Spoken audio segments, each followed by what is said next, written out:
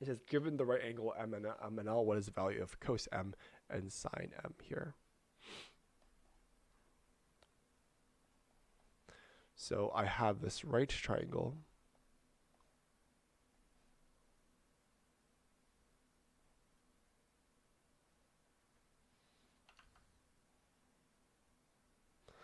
So I have this right triangle here, and I have, so this is my right triangle, M, N, and L.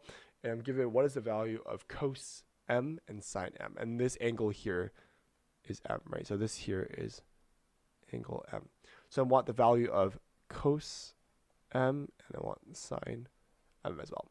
So an easy way for us to figure out what these values are is I'm going to use this mnemonic called SOHCAHTOA.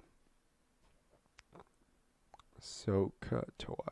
I'll explain this. So SOHCAHTOA. So these, you read this in threes. So this here is sine, this here is cosine, this here is tangent. So here is sine equals opposite over hypotenuse. So sine equals opposite over hypotenuse. Ka here is cosine. So this block here is adjacent over hypotenuse. And tangent is opposite over adjacent. So OA over A. So in this case here, I'm looking at cosine M, right? So cosine M here is simply just the adjacent over hypotenuse, right?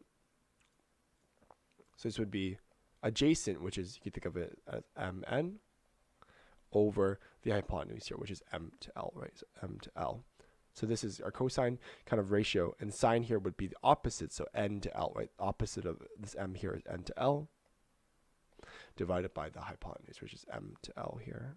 And these are my solutions for this problem here. So these two guys are my solutions based off SOHCAHTOA. So again, sine opposite over hypotenuse, cosine here is adjacent over hypotenuse.